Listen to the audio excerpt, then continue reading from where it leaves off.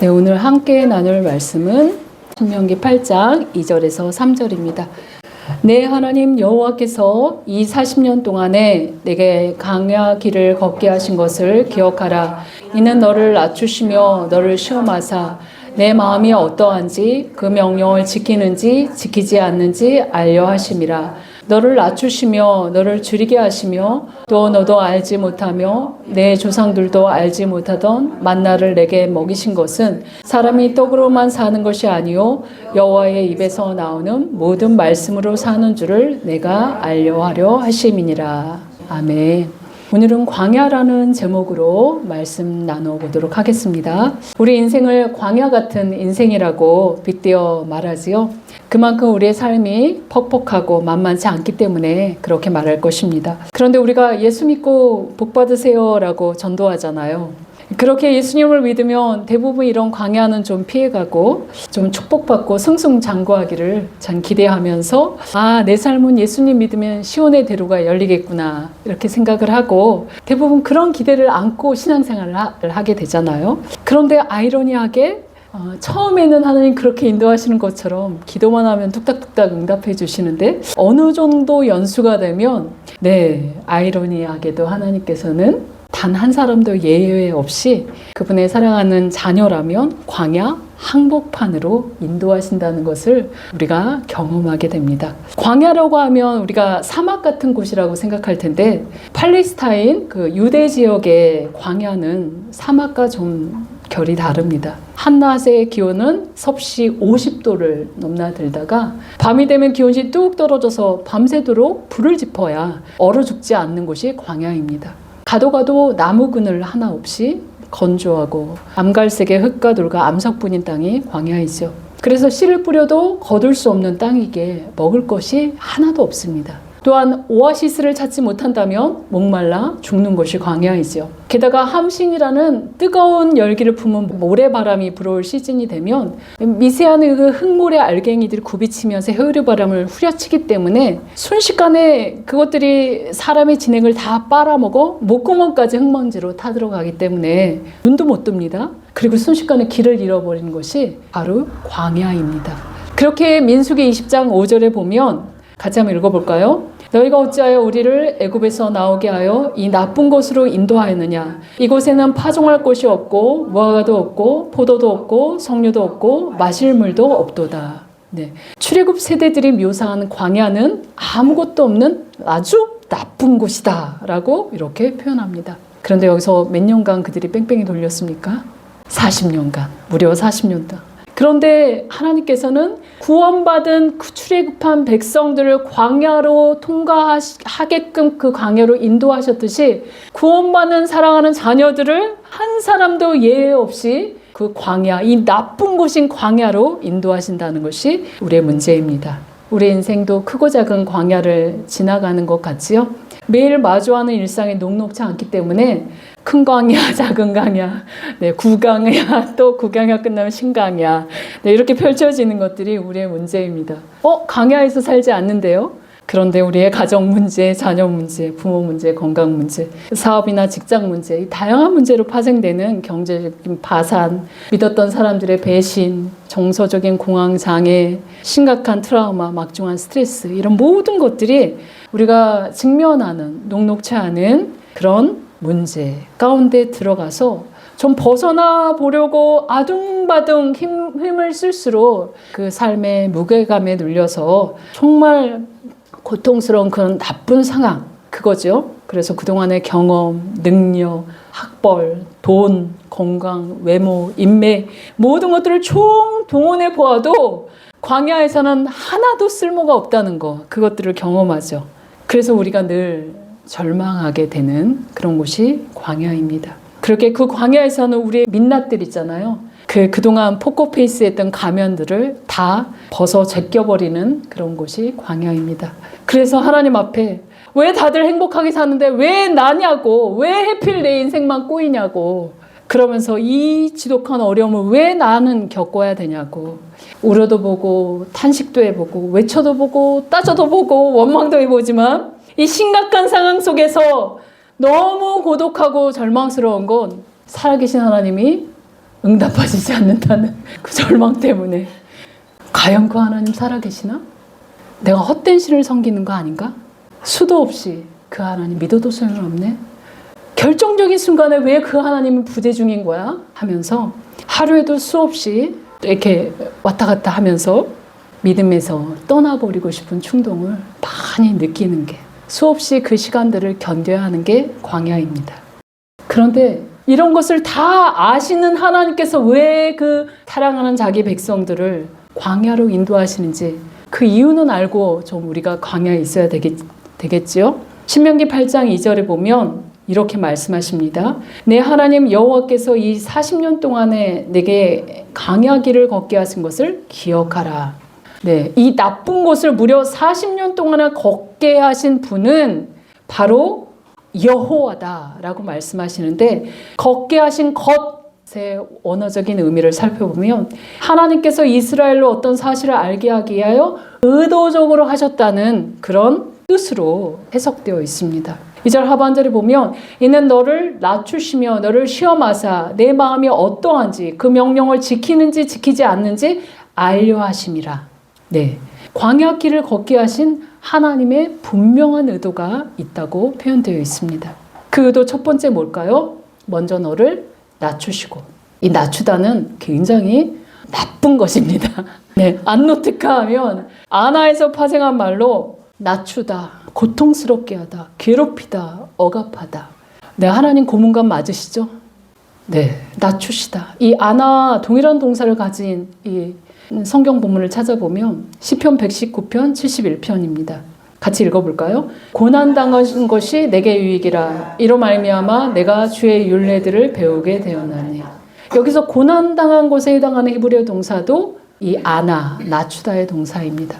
바로 고난을 통해야지만 우리가 낮아지고 겸손하게 되기 때문에 이 고난은 고문간에 의도적으로 우리를 그곳으로 인도하지 않으면 하나님의 말씀을 받을 수 없는 그런 자들이 우리 인간이기 때문에 그렇습니다. 잠언 16장 18절에 보면 우리의 민낯, 하나님을 만나기 전에 민낯은 바로 이거죠. 교만은 패망의 선봉이요 거만한 마음은 넘어짐의 앞잡이라. 교만하지 않은 사람이 있었나요? 거만한 마음 가지지 않았나요? 네, 우린 기본적으로 죄성을 가졌기 때문에 교만은 기본이고 거만한 마음은 플러스 원입니다. 1 플러스 1으로 교만과 거만한 마음은 늘 우리가 장착한 기본 심성이었죠. 그런데 고난을 통해서 그것들을 낮추지 않으면, 교만을 꺾어버리지 않으면, 거만한 마음을 낮추지 않으면 원래 내 자아가 그걸로 충만한 사람이기에 내 삶의 주도권을 가지고 내가 왕이야 이렇게 내가 막 내 인생을 핸들링하면서 살기 때문에 이 고난, 이 광야를 통과하지 않으면 내가 하나님의 말씀을 받을 수 없고 영원한 멸망길로 가기 때문에 하나님께서는 그 나쁜 곳인 광야로 인도하시면서 나는 아무것도 아니구나. 나는 흙먼지에 불과하구나. 이게 나의 본질이구나. 이것들을 경험하게 하신다는 것이죠. 그리고 둘째로 우리가 광야에 있는 이 이유는 하나님이 분명히 우리를 테스트한다는 거죠. 8장 2절 하반절에 뭐라고 합니까? 너를 낮추시고 너를 시험하사 내 마음이 어떠한지 그 명령을 지키는지 지키지 않는지 알려 한다. 시험하사, 이거 히브리어 동사는 나사입니다. 시험하다, 시련을 겪게 하던 말인데 이 나사는 그 하나님께서 그것을 입증하기 위해서 시험하신다는 그런 의도입니다. 하나님께서 이스라엘 백성을 험난한 광야로 이끄시려 그들의 마음속에 있는 것을 다 드러나도록, 민낯이 다 드러나도록 하셔서 전적으로 하나님을 신뢰하고 그 명령을 지키는 자인지 입증하기 위해서 하나님께서 테스트하신다라고 말씀하십니다. 광야에서는 우리의 거친 것들이 다 드러나죠. 그렇기 때문에 하나님 그걸 통해서 우리를 테스트한다라고 말씀하시는 거죠. 테스트는 어디예요? 외모로 보이는 것들을 테스트하나요? 아니요. 사무엘상 16장 7절에 보니까 내가 보는 것은 사람과 같지 아니하니 사람은 외모를 보거니와 나 여호와는 중심을 보느니라. 우리의 심장과 깊은 곳까지 찔러 쪼개는 그 하나님께서 우리의 외모로 보여주는 세상적인 윤리나 도덕적인 기준에 기초하는 것이 아니라 하나님과 맺은 언약을 향한 헌신된 마음에 기초하는지, 우리의 중심에 품은 생각의 기초, 마음의 중심이 하나님의 말씀을 두며 어떻게 하든지 그의 말씀을 존중히 여기며 살아가도록 애쓰는지, 그것들을 테스트하기 위해서 광야로 인도하신다고 말씀하고 계시는 것입니다. 그래서 우리의 삶이 메마르고 건조하고 막막하고 힘들고 고단할 때 원망과 불평과 상처와 쓴뿌리들이 여과없이 올라오는 그 시간일 때 하나님 어디 계시냐고 울며 불며 고통하고, 그러면서도 대답하지 않으시는 그분을 향해서 나는 이것밖에 안 되는구나, 절망적인 나를 발견할 때 그냥 엎드려져 있는 것이 아니라 뭐라고요? 아, 시험 받는 시간이구나. 아, 테스트 받는 시간이구나. 빨리 알아차려야 한다는 것이죠. 왜냐하면 이스라엘 백성들이 이 가데스 바네아에서 10명의 정탐꾼들의 악평을 듣고 차라리 우리 애굽으로 돌아가자 하면서 원망하고 불평하고 하나님을 거역하다가 이 나쁜 곳을 아주 바로 신속하게 통과해서 빠져나갈 수 있었음에도 불구하고 40년간 뺑뺑이 돌았잖아요.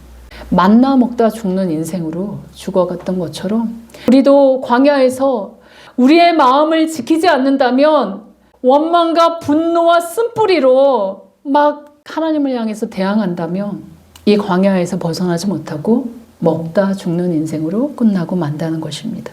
그렇게 그 고난의 시간 동안 하나님 앞에 겸손해지고 하나님께 내 헌신과 나의 믿음을 입증해 드리는 아주 고귀한 시간이구나 라는 것들을 깨닫고 원망과 쓴뿌리로 낭비하는 시간을 우리가 빨리 소거하고 어떻게 해야 된다고요?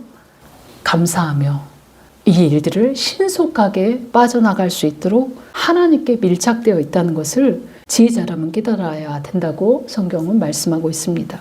베드로전서 5장 6절 보면 그러므로 하나님의 손 아래에서 겸손하라, 때가 되면 너희를 높이시리라. 네, 광야 한가운데서, 고난의 한가운데서 하나님의 능하신 손 아래서 겸손히 빨리 엎드려 시험을 내신 출제자의 의도를 빨리 캐치하는 것이 우리에게 지혜다.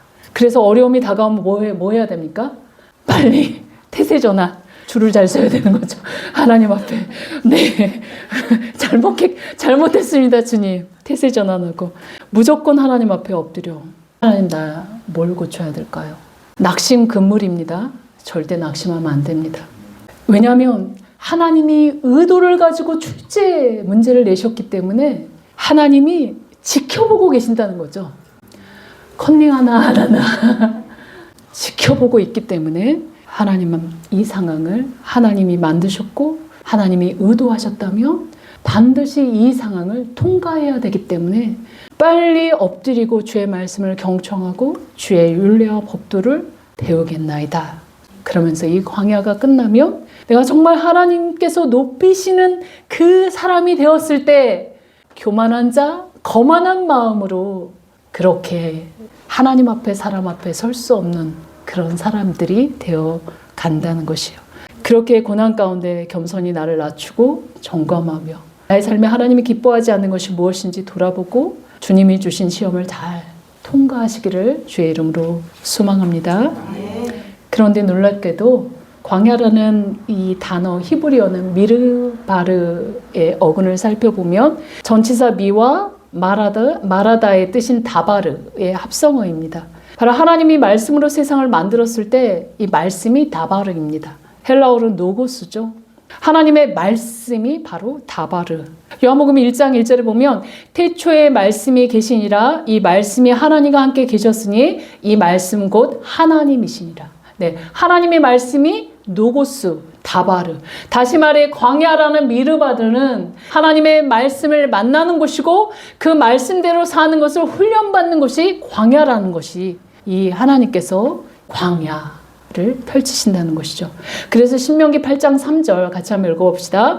너를 낮추시고 너를 줄이게 하시며 또 너도 알지 못하며 내 조상들도 알지 못하던 만나를 내게 먹이신 것은 사람이 떡으로만 사는 것이 아니요 여호와의 입에서 나오는 모든 말씀으로 사는 줄을 내가 알게 하려 하심이니라.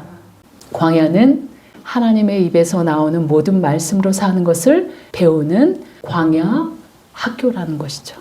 하나님의 애굽에서 출애굽시켜 홍해를 건너 구원받은 이스라엘 백성들이 곧장 가나안으로 열흘 길이면 갈 수 있는 그 길을 그곳으로 인도하시지 않고 수루 강야, 신강야, 벨베 강야를 다 돌리셨죠.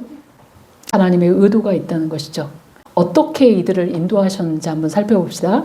출애굽기 15장 22절에 보면 모세가 홍해에서 이스라엘을 인도하며 그들이 나와서 수루 강야로 들어가서 거기서 사흘 길을 걸었으나 물을 얻지 못하고 금방 홍해를 건너면서 소고치고 춤추고 하나님의 능하신 이렇게 막 찬양하고 막 백성들이 환호했거든요. 와, 하나님은 구원의 하나님, 아무튼 말 같은 자를 저 바다에 처박으시고 우리를 구원하신 하나님 막 흥분해가지고 막 이렇게 했는데 세상에 3일 길을 가도 물 한 방은 나지 않은 수루강야로 하나님 인도하시는 거예요. 3일 만에 찾았는데 물이 써서 목구멍은 타들어가는데 써서 마실 수 없는 그런 마라라는 쓴물입니다. 우리 같았으면 배신자 하나님, 고문관 하나님, 어떻게 이럴 수 있어요? 겨우 애굽에서 종살이 하다가 겨우 벗어나며 기뻐하며 춤추며 하나님을 찬양했는데 3일 동안 물 한 방울 찾지 못하게 이 광야에서 목구멍이 타들어가는데 하나님을 찬양한 대가가 겨우 이것입니까? 라고 불평하고 원망할 수 있는데 모세는 그 즉시 엎드려서 하나님의 말씀대로 행합니다. 그랬더니 쓴물이 단물로 변화되면서 광야는 하나님 말씀대로 순종해야 사는 것이구나 라는 것들을 가르치시죠. 출애굽기 16장을 보면 출애굽한 지 딱 한 달이 되었을 때 그들이 갖고 나온 모든 양식들이 다 끝나는 곳이 신광야이죠. 그래서 양식이 떨어져서 배고픔의 문제로 고통당합니다. 그곳에서 하나님께서 아침에 진에 떨어지는 이슬이 건조되면 아주 작고 둥근 가시 같은 것이 되는데 그것을 거두어다가 먹으라고 말씀하십니다. 그런데 많이 거두지 말고 딱 하루치 먹을 양식만 거두라고 말씀하시죠. 그런데 어떤 사람들은 안심이 안 되는 거예요. 이 양식 언제 떨어질지 모르니 막 탐욕으로 더 많이 거두죠. 그랬더니 어떻게 됩니까? 하루 만에 벌레가 나서 다 썩어버립니다. 근데 신기하게도 6일째는 2배로 거둬라 하면서 7일째 안식하라고 명령하시죠. 6일째는 이틀치를 거둬도 벌레가 나거나 썩지 않은 신선한 만나를 40년 동안 이렇게 먹을 수 있도록. 그래서 탐욕으로 걷어서 쟁겨놓는 거 하나님 기뻐하시지 않고 말씀대로 하는 걸 기뻐하시구나. 또 느비딤에서 마실 물이 없어서 고통당할 때 호렙산에 있는 반석을 치라고 하나님 말씀하시죠. 느비딤에서 언덕 높은 곳에 있는 바위를 쳐서 거기에서 사방으로 물이 쏟아져 나왔습니다. 그래서 모든 목마름을 해소하죠. 그리고 신의 강야로 인도하셔서 하나님과 신의 산 언약을 체결하고 하나님께서 친히 성막의 설계도를 가르쳐 주셔서 그 이스라엘 백성 안에 지성소 언약궤 위에 하나님이 임재하셔서 늘 하나님이 임재하신 것을 목도하게 하십니다.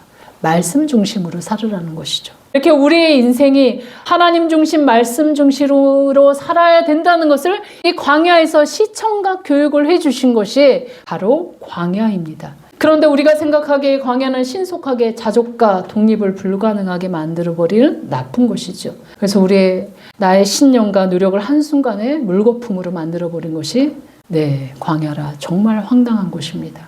그런데 하나님이 그곳으로 인도하셔서 나를 낮추시고 시험하시고 하나님 말씀대로 살아가는지 나를 보신다는 것이죠. 보시되 따라다니면서 보시고 계신다는 것이죠. 그런데 하나님 뭐라고 하시냐면 그곳에서 나의 특별한 보호하심과 돌보심이 있다라고 말씀하신 곳이 광야입니다. 죽을 것 같은데 죽지 않고 목말라서 목이 타서 죽어버릴 것 같은데 죽지 않고 공격받아도 보호하심을 받는 곳이 광야입니다. 그래서 죽지 않도록 하나님의 섬세한 보호하심이 있는 곳이 낮에는 구름기둥, 밤에는 불기둥으로 보호하시고 아침마다 하늘 양식 신선한 만나를 공급하시고 반석을 쳐서 생수를 공급하시고 하나님을 만나고 경험하는 곳이 광야입니다. 그렇게 우리 또한 불편한 광야로 몰아가시지만 그곳에서 죽지 않습니다. 주무시지도 않고 졸지도 않으신 하나님께서 우리를 고난의 한복판에 내모시지만 절대 철저하게 하나님의 보호 아래 있다는 것을 기억하시기 바랍니다. 그렇기 때문에 우리가 그걸 안다면, 이 하나님의 빅픽처를 안다면 우리가 그 안에 침몰하지 않고 뭐 할 수 있죠? 데살로니가전서 5장 16절 18절 뭐라고 말씀하십니까? 같이 읽어봅시다.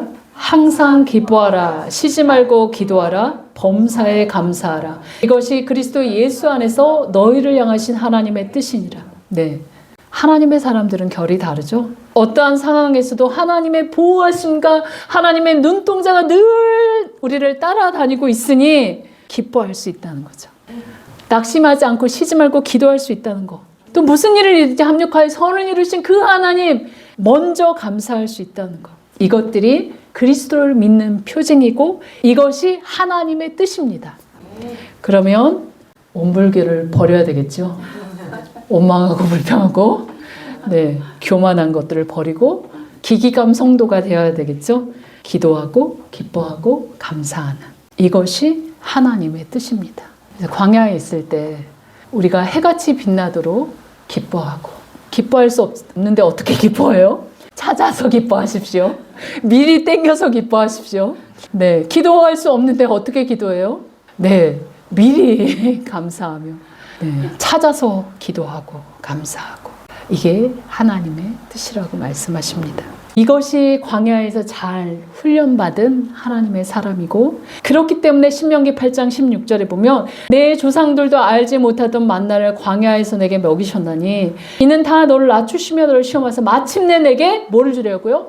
복을 주려 하십니다. 네, 하나님께서 복을 주려고 복받는 그릇을 만드시기 위해서 광야로 내모실 수밖에 없다고 말씀하고 있습니다. 이 복은 단지 이 땅에서의 기름진 복뿐만 아니라 하늘의 신령한 복, 그것도 영원한 복입니다. 그런데 우리가 만약 광야 이 훈련을 제대로 잘 마치지 않는다면 항상 하나님께서 우리가 초신자 때 믿음처럼 즉각 나의 문제를 해결해 주셨다면 우리는 늘 하나님이 주신 복을 누려도 감사와 찬양을 돌리기보다는 신명기 8장 17절처럼 내 능력과 내 손의 힘으로 이 모든 것들을 내가 얻었다라고 교만하고 거만한 마음으로 늘 충만하기 때문에 하나님께서 그렇게 살다가 영원한 멸망길로 떨어지는 부패한 심령으로 우리를 내버려 둘 수가 없으니까 광야로 내모셔서 훈련하시는 것입니다. 그런데 그 훈련과 시험을 잘 통과된 사람만 하늘의 신령한 복뿐만 아니라 땅의 기름진 복을 누려서 어떤 것들을 줘도 그것을 교만의 도구, 거만한 마음의 도구로 쓸 수 없는 그 하나님의 사람으로 그 그릇으로 만들어서 결국 그걸 통해서 뭘 하고 싶으신가? 네, 누가복음 17장 10절입니다. 같이 한번 읽어봅시다. 이와 같이 너희도 명령받은 것을 다 행한 후에 이르기를 우리는 무익한 종이라 우리가 하여야 할 일을 한 것뿐이니라 할지니라. 네, 이것입니다. 잘 훈련된 하나님의 사람들은 무슨 일을 맡기든지 충성되게 감당하고 하나님 나라 위해서 헌신하며 다 해놓고도 내가 헌신했는데 뽐내거나 자랑하지 않고 하나님과 사람 앞에 저는 무익한 종입니다. 우리가 하여야 할 일을 마땅히 했을 뿐입니다. 라고 하면서 모든 영광과 존귀를 하나님 앞에 드리는 그런 겸손한 사람이 된다는 것입니다. 그래서 이스라엘 백성뿐만 아니라 돌베개에 베고 잤던 야곱, 떨기나무 속 하나님을 만났던 모세, 사울에게 쫓겨 도망다녔던 다윗, 누댓나무 아래의 엘리야, 아라비아 강에서 훈련받았던 바울 등 수많은 믿음의 영적 거장들이 배출되었던 장소가 광야였습니다. 하나님께서는 우리 한 사람 한 사람을 주목하고 계십니다. 리더로 키우시기 위해서 광야로 하나님이 인도하십니다. 저와 성도 여러분, 현재 광야 한복판에 계신 분 계시죠? 네, 강도가 다 다를 것입니다. 하지만 우리를 낮추시고 시험하시는 하나님의 분명한 의도가 있게 그곳으로 인도하셨으니 우리 어떻게 해야 됩니까? 원망하고 불평하고 교만한 마음을 버리고 하나님 감사합니다. 출제 의도를 알았으니 하나님 말씀대로 승리하겠습니다. 마침내 주님께서 복을 주려는 그 그릇으로 빚으시는 그 하나님의 의도대로 제가 순종하겠습니다. 그래서 그 결과 나는 무익한 종입니다. 오로지 내 인생을 이루시는 하나님께서 하셨습니다라고 주님께만 모든 영광을 올려드리는 정말 그리스도의 장성한 분량의 그런 주님이 무엇을 맡기든지 신뢰할 만하고 믿을 만한 그런 하나님의 자녀가 된다는 것입니다. 저와 여러분 그 하나님의 시험을 잘 통과하시길 바랍니다. 그리고 무엇을 맡기든지 하나님께서 그냥 얘는 맡기면 다 돼. 네, 그런 아주 큰 그릇이 되시기를 주의 이름으로 소망하며 축원합니다. 아멘.